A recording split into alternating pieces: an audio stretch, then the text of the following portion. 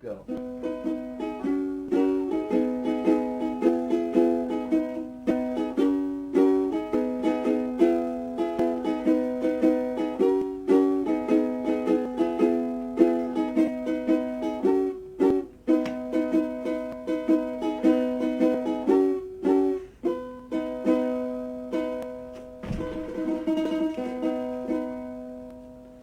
I did it. It's a bit of a challenge to stay balanced on the balance beam, but whoa! It's even harder to stay balanced in the midst of everything that's going on around us today. Welcome back to Evening Focus. I'm Pastor Michael Miller, the host here of our Evening Focus tonight, and I've been practicing on this balance beam to figure out how to keep my body in balance, but I think all of us have been really working hard in the last couple of weeks here to figure out balance in this new situation that we find ourselves in, and that can be challenging. There's a variety of things that are impacting us, and I think the people who are at home right now maybe are trying to balance work with caring for their children. Some of us are introverted and get our energy when we're alone, and now maybe there are extra people in the house that we're not used to having there all the time.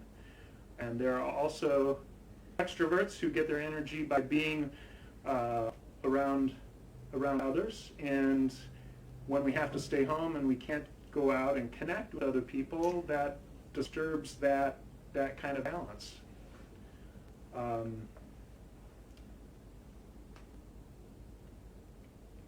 I wonder what you're experiencing in terms of the challenges of balance right now, finding the right rhythm in life, and just like when you're on the balance beam physically and you start to wobble, you throw your arms out and your legs out to try to even things out again, and I think that's what we end up doing.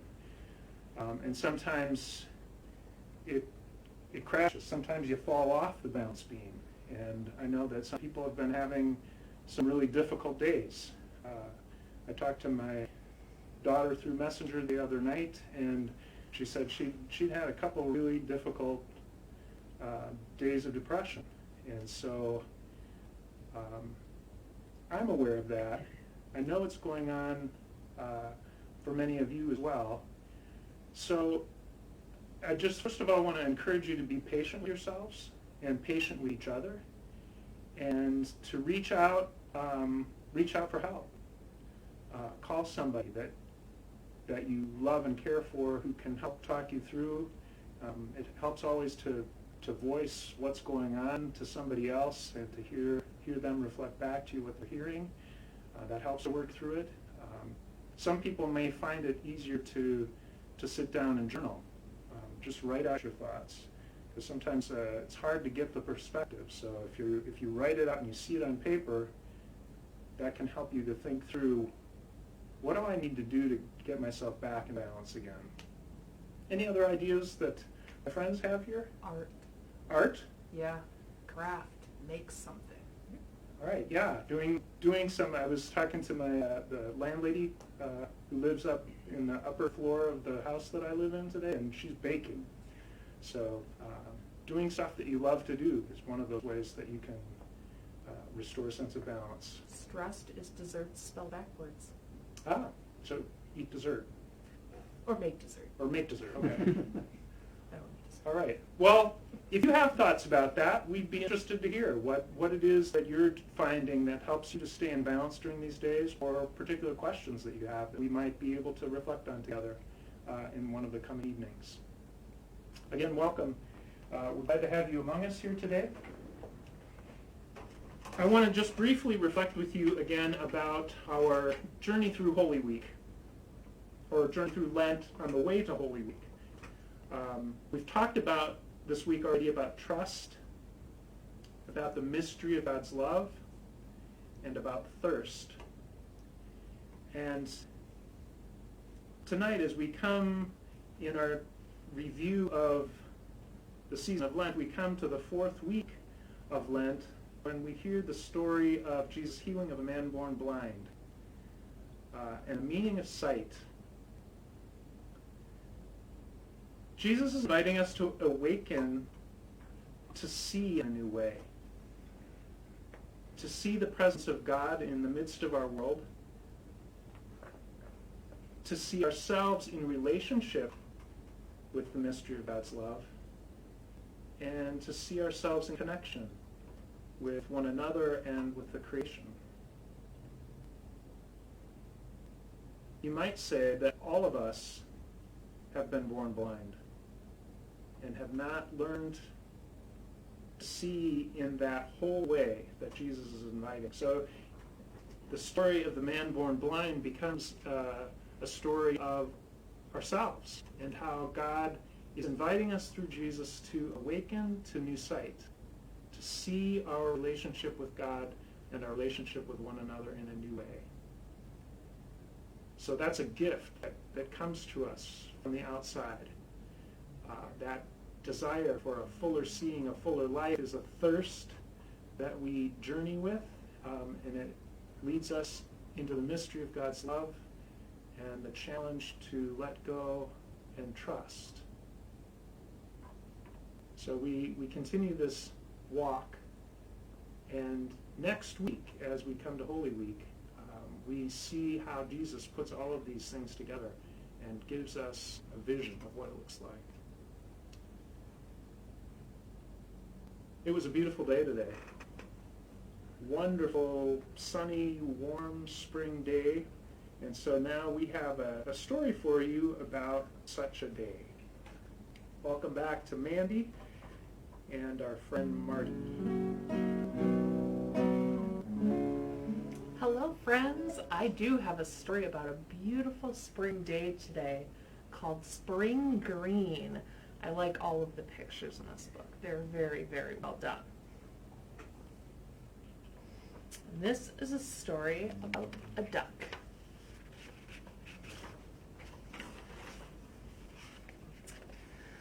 Oh dear, oh dear, oh dear. Danny waddled and back and forth and all around. Are you looking for something you've lost? TJ asked him. No, I'm looking for something I can't find.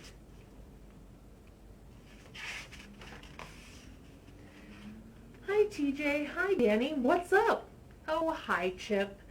I can't think of anything. The green contest at Woody's spring party. The invitation says whoever brings the most original green thing is the winner. No. Why don't you take a leaf? No, that's too common. I want something very special. Maybe a leaf is so common, no one else will bring one. I think I'll take it, said TJ. I'm taking this green apple, said Chip. Isn't it a beauty? Good enough to eat, said TJ. I hope you can hold off until after the contest. I need more time to think, said Danny. Then we'll see you at the party, said Chip. Bye, Danny, said TJ. Don't be late. Maybe if I walk slowly to Woody's house, I'll think of something on the way. Oh dear, oh dear, oh dear. Hi, Danny. I'm taking a banana to Woody's party. Do you think I'll win? Bananas are yellow, Patch. Not if they aren't ripe yet. See you later. Thatcher, what are you talking of? What are you taking to the contest? Lettuce, Thatcher answered, and hopped on his way. Everyone has something green but me. Now there's something special.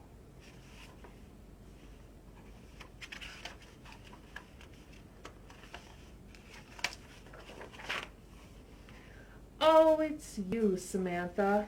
I guess you're on your way to the party. What are you taking to the contest, Danny? It's a secret, Danny answered. Even to me, he added, when she couldn't hear. There's Minton with a bright green ribbon, and Hopper has a big green crayon.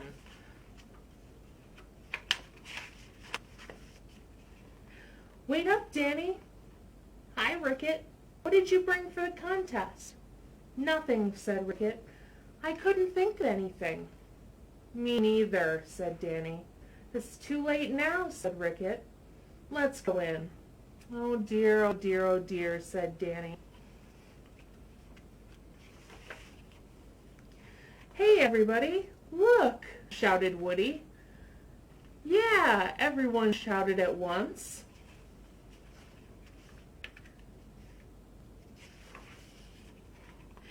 Danny is the winner. Ricket the Frog is the prize-winning green.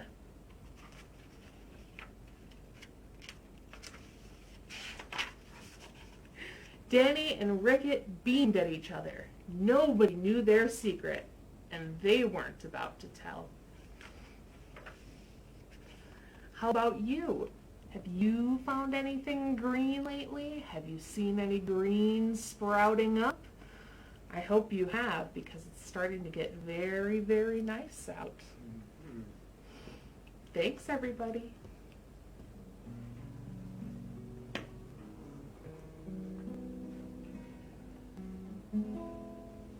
Mandy, you know, you helped me figure it out. Yeah? Yeah. I've been thinking about this coming week, Holy Week, and how we're not going to be able to gather for our usual Holy Week services. And so what can we do at home to create that spirit and that sense of Holy Week worship? So I have this set up here. I put together a colorful cloth, and I'm thinking you do something like this at home. You know, where's a good space that can be your worship focus during Holy Week? You may have a place that you could just set up and leave, or there may be a spot like on your dining room table that when you gather for worship time, you can set something up there and just keep everything handy. But what I've done here is I've laid out a colorful cloth, the candle lit. Of course, I got Marty and Katie here. You probably don't have Marty and Katie bobbleheads, but you can have some other kind of reminder of faith. So we have a cross here, and I have a bowl that has some water in it, and that could be a baptismal reminder. In worship, you can touch the water and make the sign of the cross on yourself as a reminder of your baptism. You might have a worship book, Bible, and the thing that you reminded me of, Mandy, is something green. This needs a little bit of color here. So we'll add this as a sign of God's creation and the life that is coming up in spring now. You may have some flowers. What else could we add to something like this for a worship space? You were talking about art earlier. So maybe you create some art that you could include in this space. Any other ideas? You have a place to put your prayers. We have the prayer box, but Yeah. sometimes. Yeah, we have a prayer box that we've been collecting prayers in. Maybe if you're at home with a family, you could create some kind of a bowl or a box for your family's prayers that you would include in there. That's a great idea. Something you enjoy doing, like a reminder of something. Something that's life-giving for you? Yeah. Yeah, so you could put a variety of things in this space that remind you of the things that you're grateful for, the signs of God's presence, the things that remind you of God's presence. This weekend, on Friday and Saturday, we plan to have the palms out in front of the main entrance of the church, along with the music that we're going to be singing during our outdoor Palm Sunday service. So you can stop by to pick those up. And so if you have some palms, you could include those in the space as well. So use your imaginations, be creative. But as we gather for worship in Holy Week, we have an opportunity at home to create that space just like we do when we gather here at church. We create a space that invites us into a sense of God's presence so that we can worship together. Well, with that, I want to engage us in some prayers tonight. We've had some requests, and so I'm grateful for those. And we'll add a few to those that we've already received.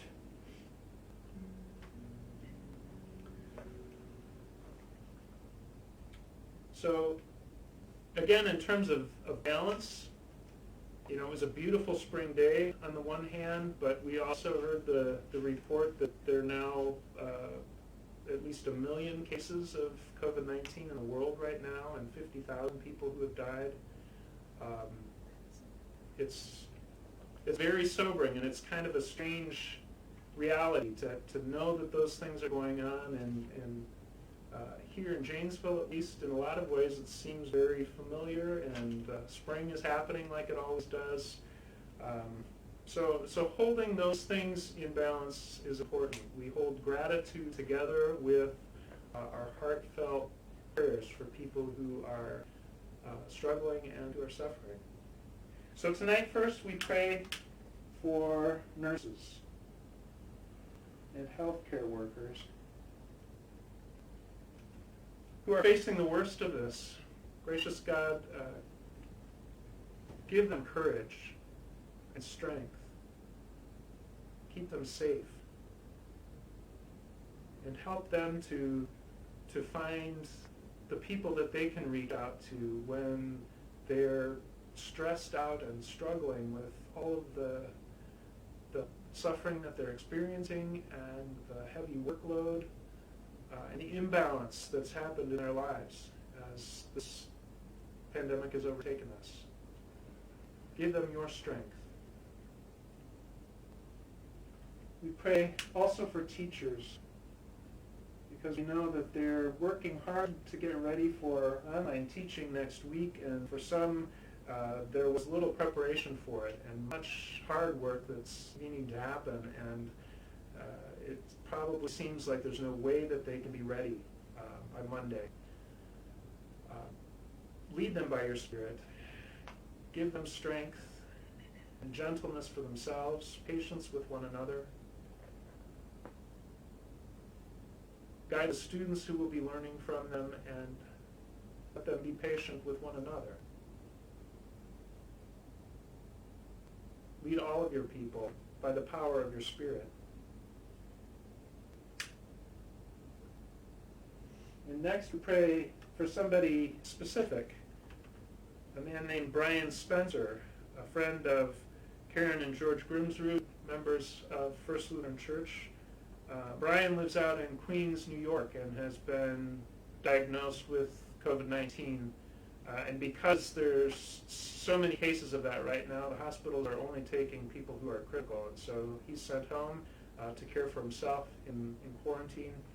Gracious God, be with Brian and with all of the others who are struggling with this illness. Keep them safe. Bring them the power of your healing. Surround them with your love.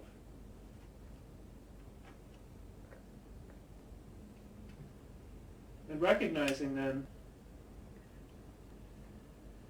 how important it is that we continue to maintain the distance, as difficult as that is, how important it is that businesses stay closed for the time being so that we remain separated and don't continue to spread this disease. We give thanks for those who are being patient and who are attending to those guidelines. Give us the power to continue to be patient with one another and sustain us through these days. I want to end with a prayer from our evening prayer service that gathers all of these together. Keep watch, dear Lord, with those who work or watch or weep this night, and give your angels charge over those who sleep. Tend the sick, give rest to the weary, bless the dying, soothe the suffering, comfort the afflicted, shield the joyous, and all for your love's sake. Amen. Amen. And now we're going to sing a couple of familiar songs. And so I turn it over to Dan.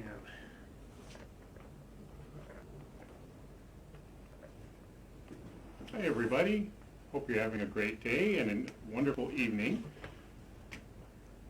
Ben left us some requests in his absence. He has taken a day to be with his family and he picked a really great day to do it.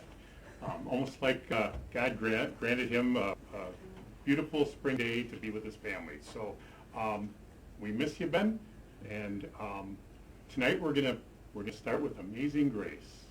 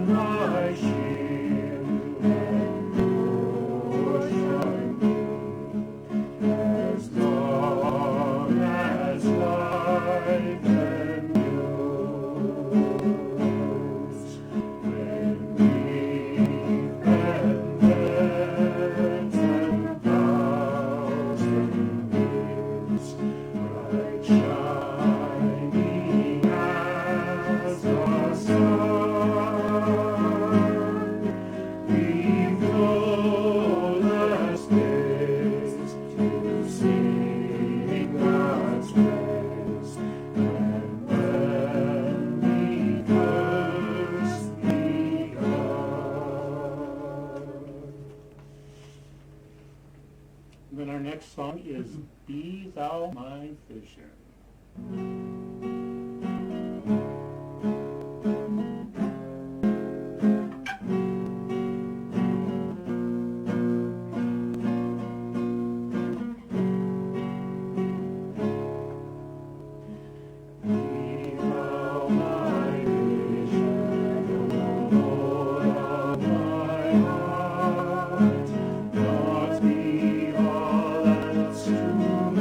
Say that thou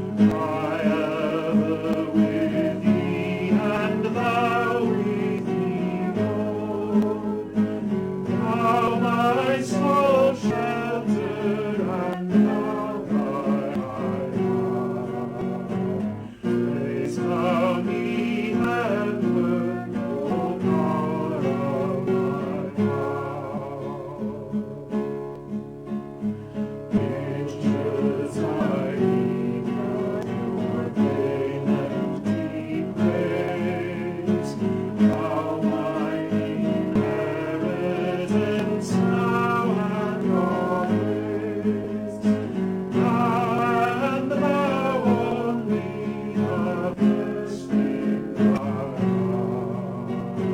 Great God of heaven, no treasure thou art. Light of my soul, after victory won, may I reach heaven's joys, O heaven's Son. Heart of my own heart, whatever befall, still be my vision, O ruler of all.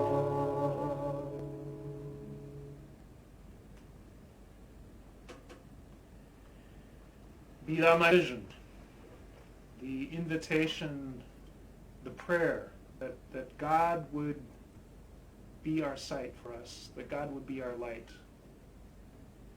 It's that Jesus is inviting us, that sense of openness and readiness to receive from God. At the end of the story of the man born blind, the Pharisees and other religious leaders are saying, well, we're not blind, are we? They're not willing to own their own inability to see. They're not ready to give themselves over. And Jesus said, if you owned your blindness, then you wouldn't have sin. But now that you say we see, your sin remains. The freedom to enter into the life that Jesus offers begins by opening ourselves, allowing that we're in need, that we're thirsty, that we're blind, that God might give us the sight, the water of life, the hope that we desire.